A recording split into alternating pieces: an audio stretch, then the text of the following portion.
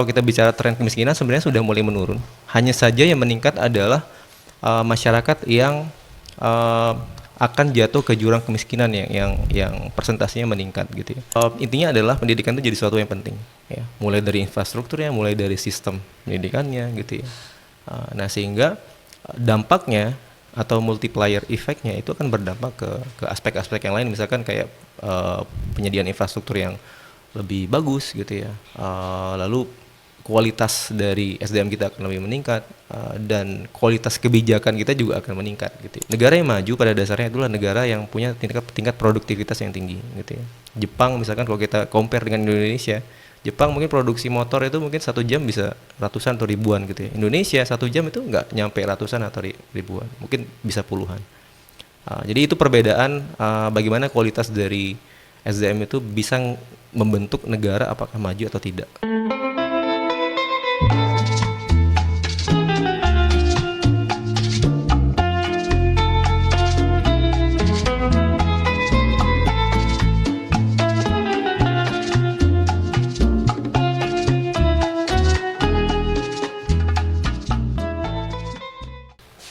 Assalamualaikum warahmatullahi wabarakatuh. Halo Sobat Kampus Biru. Senang sekali saya Mutiara menyapa teman-teman pada acara BEM Talk Volume 2 pada kali ini. Nah, tapi ada yang beda nih teman-teman. Pada BEM Talk Volume 2 kali ini kita ada kolaborasi dengan Economic Update dari teman-teman Kementerian Keuangan. Nah, pada kali ini kita bakalan membahas tentang paket ekonomi 2025 untuk mengejar pertumbuhan Indonesia. Namun kali ini saya tidak sendiri teman-teman, saya akan ditemani oleh narasumber luar biasa kita pada hari ini, yaitu Bapak Ahmad Zainal Wafiq SEMEK Dev. Oke, mungkin langsung saja saya persilahkan Pak Wafiq untuk perkenalan diri lebih lengkap nih Pak. Oke, terima kasih, selamat sore, Assalamualaikum warahmatullahi wabarakatuh. Terima kasih Mutiara, Yes. Mutiara, terima kasih atas pengantarnya gitu ya. Sobat BEM kayaknya ya, Sobat BEM, Sobat FEB semuanya salam kenal, saya adalah salah satu dosen di FEB, terutama di ekonomi pembangunan. Jadi salam kenal semuanya, saya panggil saja Pak Wafiq, dosen di ekonomi di Prodi Ilmu Ekonomi Studi Pembangunan. Ya. Oke, mungkin saya sedikit bacakan CV dari Bapak ya. Boleh, silakan. Oke, jadi Pak Wafiq ini merupakan dosen dari Departemen Ilmu Ekonomi dan Studi Pembangunan Fakultas Ekonomi dan Bisnis Universitas Mataram. Beliau memiliki keahlian dalam bidang sosioekonomi, ekonomi publik, ekonomi lingkungan, ekonomi pembangunan, evaluasi dampak, kebijakan publik, dan metode kuantitatif. Beliau menempuh pendidikan di Universitas Mataram untuk S1-nya ya Pak ya, betul. di tahun 2013 sampai dengan 2017, kemudian lanjut menempuh gelar Magister Ekonomi Pembangunannya di Universitas Gadjah Mada pada tahun 2018 sampai dengan 2019. Oke. Selanjutnya kita akan masuk di sesi pemaparan ya teman-teman. Nah, 15 menit ke depan kurang lebih nih ya, Pak Wafiq bakalan memaparkan lebih dalam tentang paket ekonomi 2025. Mungkin langsung saja saya persilakan kepada Pak Wafiq. Oke, terima kasih Mutiara sekali lagi. Jadi sebenarnya yang kita bicarakan ini kan sangat makro ya. Jadi kita bicara tentang kebijakan yang memang ada sisi positif, ada sisi negatifnya gitu ya. Terutama kalau kita bahas pada sore hari ini adalah paket ekonomi. Hal ini sebenarnya bukan sesuatu yang baru ya. Paket ekonomi itu sesuatu yang sangat lumrah terjadi di setiap pemerintahan presiden, dan itu selalu berubah-ubah. Jadi pendekatannya selalu berubah-ubah tergantung dari bagaimana tendensi dari presiden tersebut gitu ya. Nah, pada dalam hal ini Prabowo dengan jajaran kementeriannya buatlah kalau nggak salah sebulan yang lalu deh kayaknya, itu paket ekonomi ya, paket stimulus sebenarnya, paket stimulus ekonomi 2025 yang dia sebut sebagai paket 845 program gitu ya. Jadi ada 8 program untuk akselerasi, ada 4 program untuk pemerataan, dan 5 program untuk penyerapan tenaga kerja gitu ya. Nah, itu di breakdown ke dalam program-program yang sebenarnya sudah dilakukan oleh pemerintahan sebelumnya. Hanya saja mungkin skopnya yang berbeda dan pendekatannya mungkin yang berbeda. Misalkan Kalau di program sebelumnya itu tidak ada program makan bergizi gratis gitu ya, tapi sekarang ada di program tersebut. Yang ingin saya highlight adalah program-program ini harusnya memang berdampak ke masyarakat gitu ya. Apalagi kalau kita bicara statementnya di sini adalah paket stimulus ekonomi gitu ya. Nah, paket stimulus yang paling terasa biasanya kalau di kalangan masyarakat Indonesia itu adalah bantuan sosial. Nah, kalau Mutiara tahu, bantuan sosial ini selalu ada di setiap paket stimulus di setiap presiden gitu ya. Mulai dari presiden yang sebelumnya juga sudah banyak sekali bantuan sosial. Hanya saja namanya yang berbeda. Tapi bentuknya sebenarnya sama. Bisa diberikan secara cash transfer atau bisa juga dengan in kind. Jadi in kind itu maksudnya diberikan dalam bentuk barang yang kita sebut sekarang itu sebagai bantuan pangan non tunai gitu ya. Atau dalam bentuk barang telur, minyak goreng atau beras gitu ya. Ada juga yang sifatnya cash transfer kayak PKH gitu ya, kayak BLT, bansos yang ada di masyarakat. Nah, intinya adalah paket stimulus ini harapannya bisa menjaga social safety net. Kita sebut sebagai social safety net. Jadi social safety net itu adalah untuk menjadi jaring pengaman sosial untuk masyarakat yang rentan jatuh ke arah kemiskinan gitu ya. Karena Indonesia pada dasarnya kalau kita bicara tren kemiskinan sebenarnya sudah mulai menurun. Hanya saja yang meningkat adalah masyarakat yang akan jatuh ke jurang kemiskinan yang persentasenya meningkat gitu ya. Nah, sehingga hal ini perlu jaring pengaman sosial. Ketika karena dampak COVID misalkan, dampak gempa bumi atau dampak yang lain gitu yang sifatnya eksternal itu bisa berdampak langsung masyarakat tersebut langsung masuk ke dalam dalam fase kemiskinan gitu ya. Nah, hal seperti inilah yang menyebabkan paket stimulus ini muncul gitu ya. Walaupun sebenarnya kalau Mutiara cek sebenarnya paket itu ada banyak ya. Ada di breakdown ke dalam 8 program akselerasi gitu ya, dan seterusnya. Nah, yang saya ingin highlight juga dari paket ini adalah paket stimulus di tahun 2025 ini itu ada beberapa mungkin paket kebijakan yang sifatnya yang sifatnya perlu dievaluasi lagi gitu ya. Misalkan ya seperti yang kita tahu lah kebijakan sekarang yang paling populer itu MBG ya. Nah, kalau MBG terus ada koperasi desa gitu ya. Yang harapannya itu bisa menyerap tenaga kerja. Nah, hanya saja di implementasinya itu kan banyak kontroversi di dalam kebijakan-kebijakan ini sehingga harusnya ada evaluasi.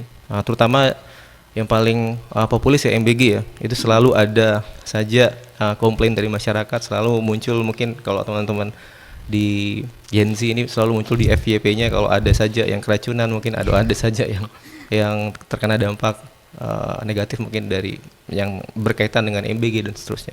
Walaupun sebenarnya di sisi lain ada juga dampak positifnya, karena kan paket stimulus ini harapannya bisa menyerap tenaga kerja juga. Nah, kita tahu MBG itu dalam banyak side effect-nya itu kan menyerap tenaga kerja juga. Ada banyak orang yang bekerja di dalam SPPG itu misalkan sebagai kepala dapur, sebagai juru masak gitu ya, sebagai pengawas, sebagai akuntan. Itu kan banyak sekali akhirnya tercipta lapangan kerja. Begitu juga dengan koperasi desa gitu ya. Koperasi desa juga akan menciptakan lapangan kerja yang begitu banyak karena sifatnya masif gitu ya. Hanya saja program ini harus benar-benar dievaluasi karena big number ya. Ini kan diimplementasikan ke seluruh Indonesia walaupun secara bertahap gitu ya, tapi harus ada evaluasi secara lebih dalam lagi sehingga betul-betul berdampak ke masyarakat ya, karena judulnya paket stimulus ekonomi gitu, jadi betul-betul harus berdampak ke masyarakat. Saya ingin highlight itu saja sih, sehingga harapannya paket stimulus ini benar-benar itu berdampak ke masyarakat luas di Indonesia gitu. Oke, jadi memang biar makanya dari tahun ke tahun tiap kabinet presiden gitu Pak, tetap dia ada bantuan sosial atau paket stimulusnya, cuma dia berbeda ya namanya ya Pak ya. Berbeda nama misalnya aja sih. kayak ada PKH, BLT dan lain-lainnya, dan berharap kedepannya itu kayak MBG, jadi dia ada peluang kerja untuk orang lain gitu. Oke.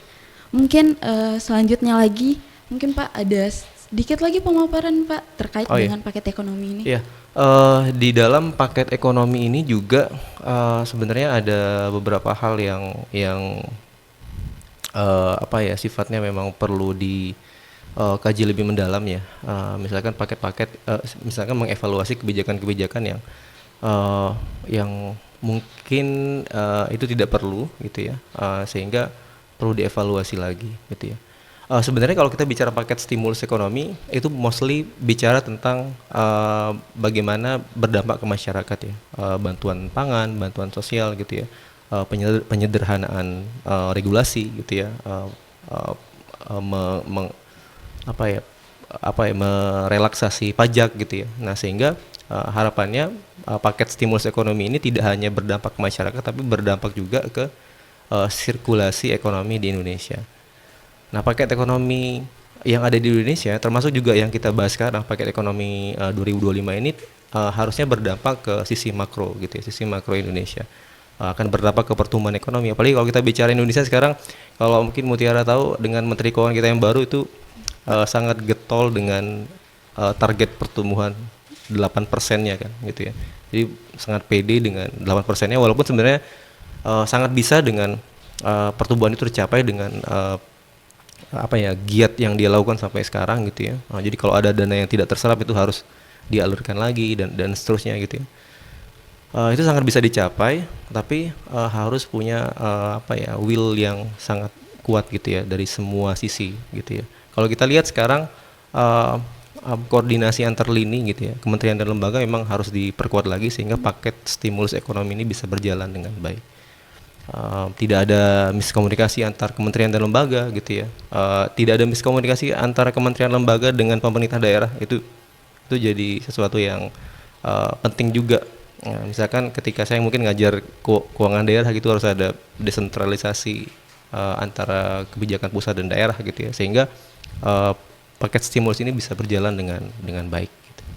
Oke, jadi memang eh, komunikasi antara kementerian dan lembaga dengan pemerintah daerah itu memang sangat penting untuk kelancaran dari paket stimulusnya ini. Harus. Oke Pak, yang tak baca-baca nih Pak ya, mungkin teman-teman yang lain juga yang lagi nonton mungkin ada baca. Terdapat beberapa fokus strategi pemerintahan Indonesia di tahun 2025 nih Pak. Yang pertama itu fokus pada pemulihan dan transformasi ekonomi. Kemudian juga ada peningkatan daya beli dan konsumsi masyarakat. Selain itu juga penguatan dunia usaha dan penyerapan tenaga kerja serta arah investasi dan infrastruktur.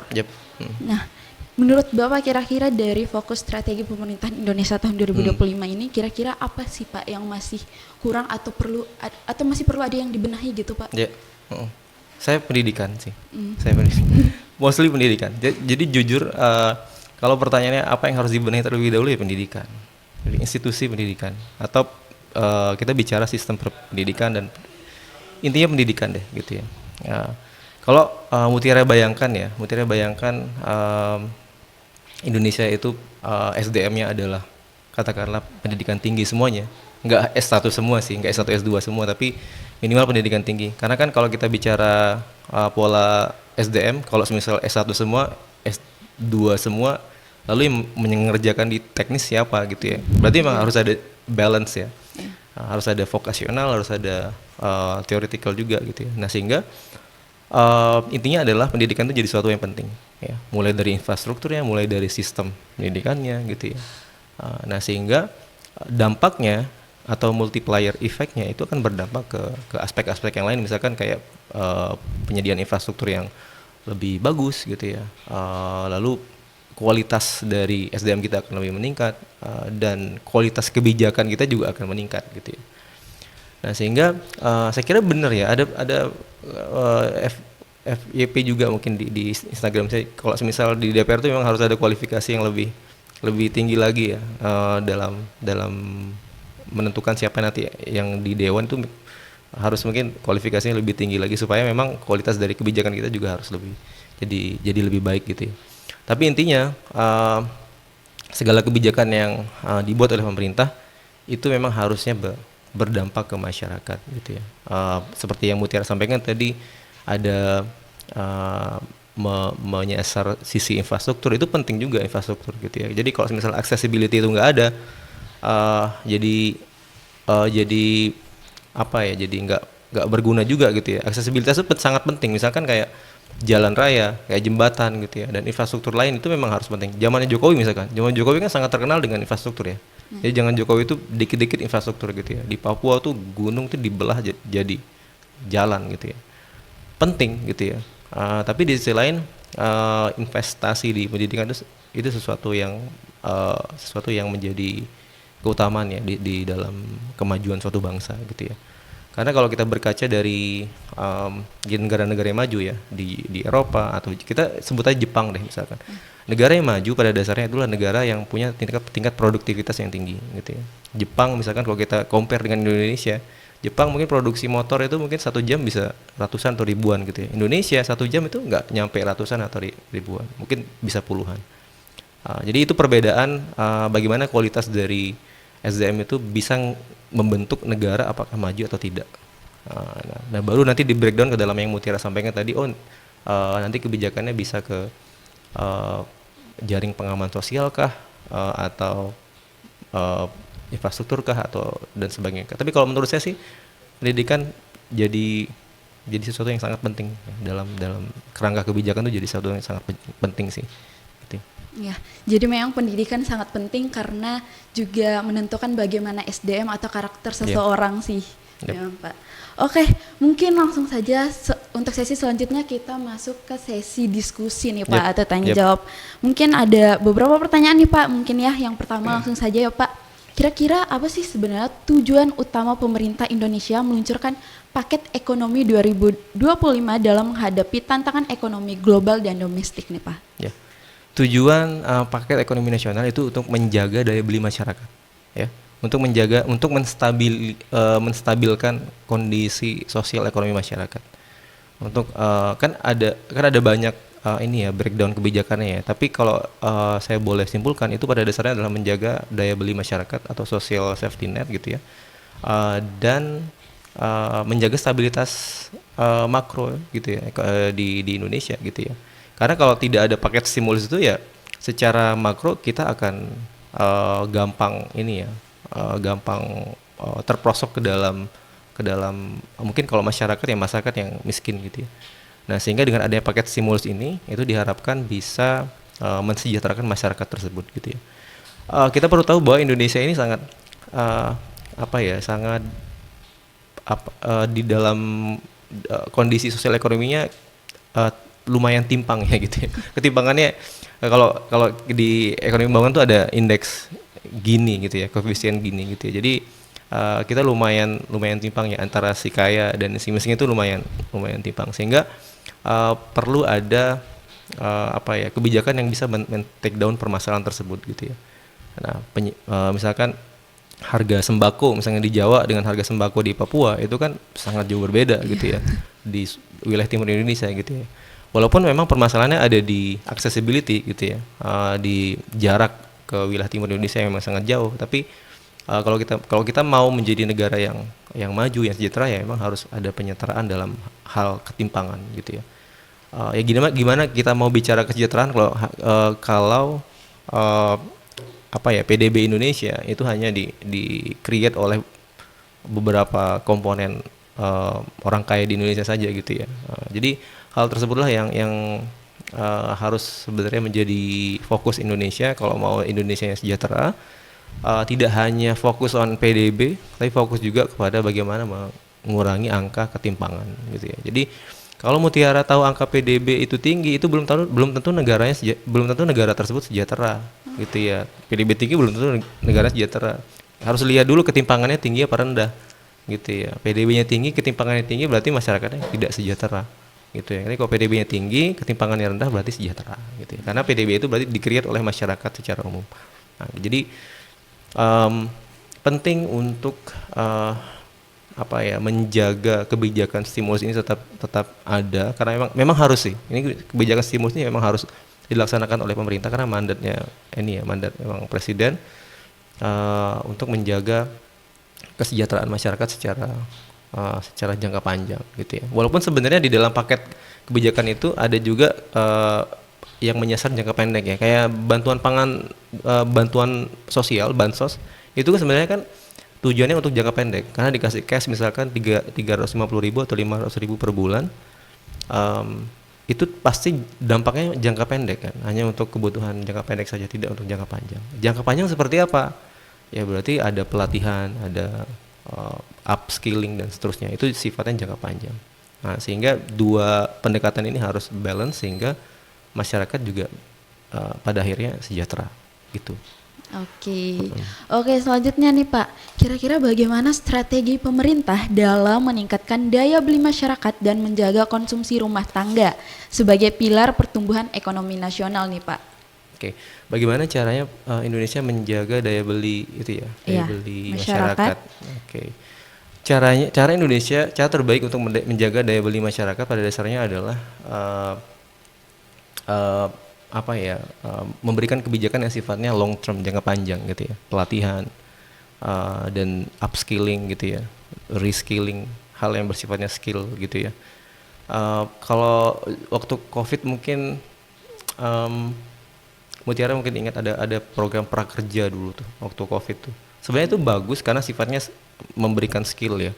Walaupun dulu sempat kontroversial juga ya karena kan itu harus terpusat di ruang guru dan jadi kontroversial lah pada saat itu. Intinya kebijakan seperti itu sebenarnya bagus dalam jangka panjang karena tidak hanya memberikan ilmu kepada apa ya, kelompok penerima manfaat tersebut, tapi juga memberikan bekal untuk kehidupan selanjutnya gitu ya. Tapi kalau semisal bantuan sosial dikasih cash transfer gitu ya, itu kan sifatnya jangka pendek gitu ya, jangka pendek. Itu bagus sebenarnya untuk social safety net, bagus. Misalkan kayak COVID atau COVID deh sebagai contoh ya, yang paling sangat jelas ya. COVID itu kan kita selalu dikasih masyarakat yang tidak mampu sih, itu kan selalu dikasih bantuan tiap 6 bulan subsidi listrik gitu ya dan seterusnya supaya terbantu secara jangka pendek ketika COVID aja gitu ya. Tapi kalau jangka panjang nggak bisa dengan kebijakan seperti itu. Jadi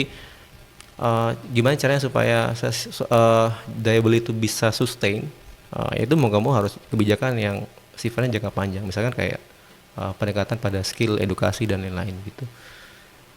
Lalu kewirausahaan misalkan, entrepreneur gitu kan, itu pelatihan seperti itu juga penting dalam konteks ini juga gitu.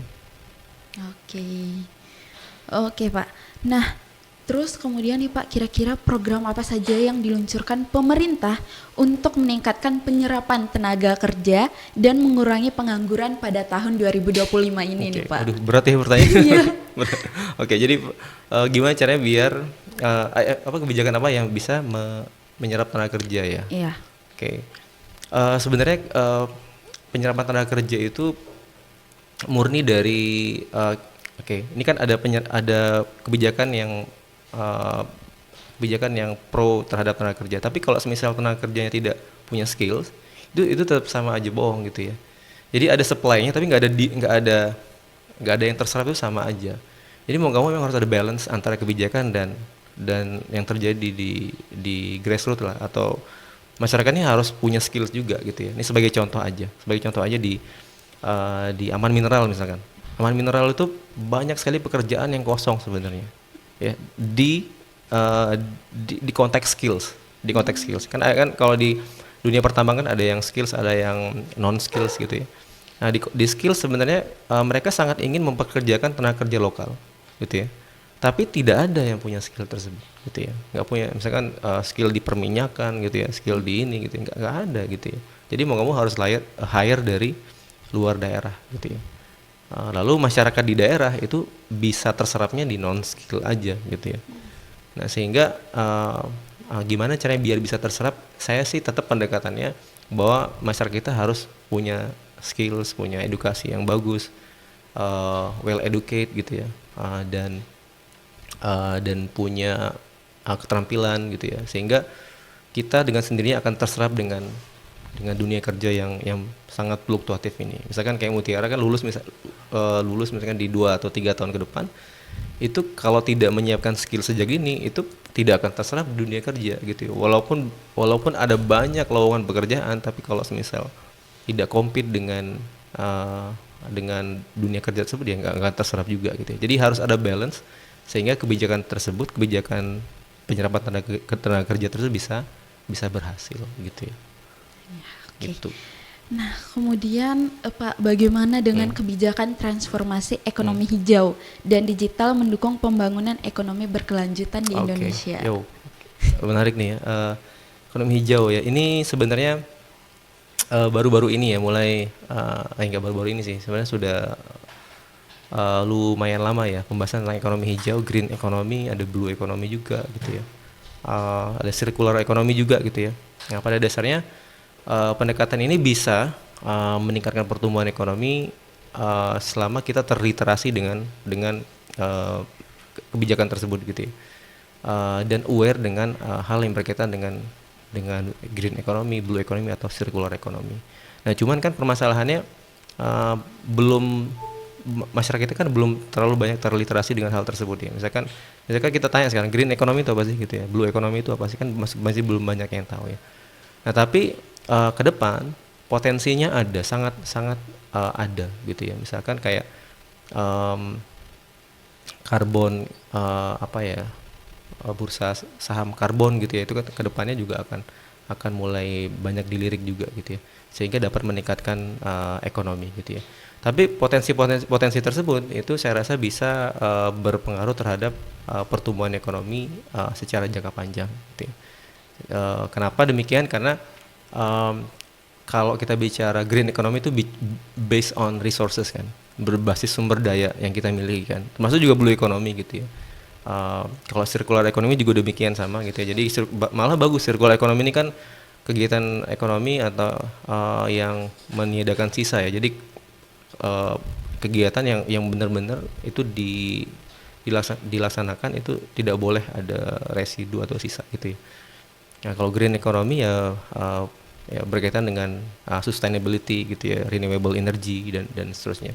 Nah, ke depan ini sangat sangat potensial menjadi pertumbuhan ekonomi gitu ya. Misalkan beberapa daerah di Indonesia, katakanlah di NTB itu punya potensi renewable energy yang tinggi gitu ya. Di Sumbawa, di Lombok gitu ya. Jadi banyaklah potensi tentang renewable energy di Indonesia yang berkaitan dengan green economy dan seterusnya. Oke, yang terakhir nih Pak. Oke. Kira-kira apa saja sih sebenarnya tantangan utama yang dihadapi pemerintah itu dalam mencapai target pertumbuhan ekonomi Indonesia sebesar 5,2% di tahun 2025 nih Pak? Ya, tantangan yang dihadapi Indonesia pada dasarnya adalah menurut saya pribadi, ya, saya selalu bilang ini di kuliah saya, kita itu harus fix the data dulu ya. Kita harus memperbaiki data kita dulu ya. Let's say mungkin data potensi atau data yang berkaitan dengan kebijakan tersebut gitu ya.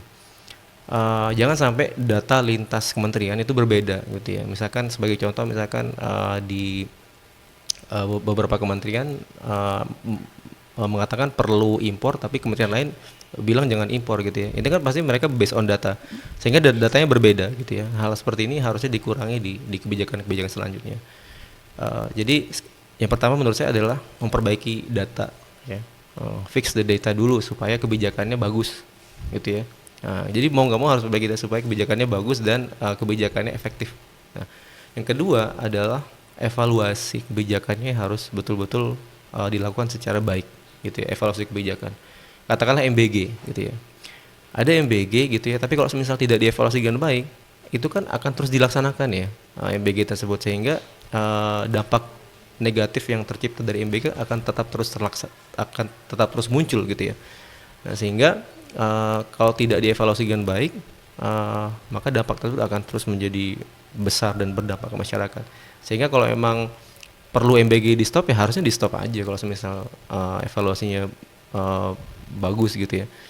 Dan kebijakan-kebijakan lain lah. Jadi evaluasi kebijakan itu sangat penting gitu ya. Terus yang ketiga itu yang perlu dilakukan oleh pemerintah adalah will ya, atau keinginan kuat dari pemerintah pusat atau daerah dalam memajukan daerahnya misalkan, atau memajukan negara kita di Indonesia dengan paket-paket kebijakannya gitu ya. Jadi nggak ada korupsi, institusinya yang bagus. Hal yang paling penting dalam suatu negara adalah institusi gitu ya. Ada buku kan kita mungkin kalian mungkin pernah dengar, ada Why Nation Fail ya. Itu intinya adalah kalau negara nggak mau gagal, itu pada dasarnya adalah perbaiki institusinya. Ya, kalau institusinya bagus, lembaganya bagus, maka negara tersebut juga akan sustainable, gitu, ya, akan berkelanjutan, tidak akan kolaps lah. Kadang-kadang seperti itu. Jadi perbaiki data, evaluasi kebijakan, serta perbaiki institusinya. Jadi hal tersebut sangat bisa dilakukan oleh pemerintah dalam rangka mensejahterakan masyarakat. Oke, luar biasa sekali. Nah, mungkin Pak bisa sedikit atau mungkin bisa banyak juga mungkin ya, bisa diberikan kesimpulan dari paket ekonomi 2025 ini, Pak. Ya, jadi kesimpulannya pada dasarnya paket ekonomi stimulus 2025 ini sangat bagus ya sebenarnya dalam meningkatkan daya beli masyarakat, dalam mensejahterakan masyarakat. Tapi alangkah baiknya itu dibarengi dengan beberapa hal yang bisa mensukseskan paket ekonomi ini, misalkan seperti memperbaiki data supaya kebijakannya bisa tepat sasaran gitu ya, mengevaluasi supaya kebijakannya bisa berkelanjutan, serta memperbaiki institusinya supaya kebijakannya juga bisa tepat sasaran dan adil dan merata gitu ya. Jadi hal tersebut menjadi kunci keberhasilan paket stimulus ekonomi di tahun 2025. Oke, terima kasih banyak Pak Wafik. Baik teman-teman, itu tadi acara Ekonomi Update X BEM Talk volume 2 pada acara kali ini bersama dengan narasumber kita yang sangat luar biasa, yaitu Bapak Ahmad Zainal Wafik, SE MEkDev, selaku dosen di Fakultas Ekonomi dan Bisnis Universitas Mataram. Nah, buat teman-teman mungkin yang masih penasaran atau masih pengen tahu lebih lanjut tentang paket ekonomi di 2025 ini, mungkin teman-teman bisa baca atau cari tahu di situs resmi ataupun ikutin perkembangannya di Berita Ekonomi. Oke, sekali lagi saya ucapkan terima kasih banyak nih buat Pak Wafik, dan juga terima kasih buat teman-teman yang sudah menonton sampai akhir acara. Tidak terasa sudah berada di penghujung acara. Saya Mutiara pamit undur diri. Sekian, terima kasih. Wassalamualaikum warahmatullahi wabarakatuh. Waalaikumsalam warahmatullahi wabarakatuh.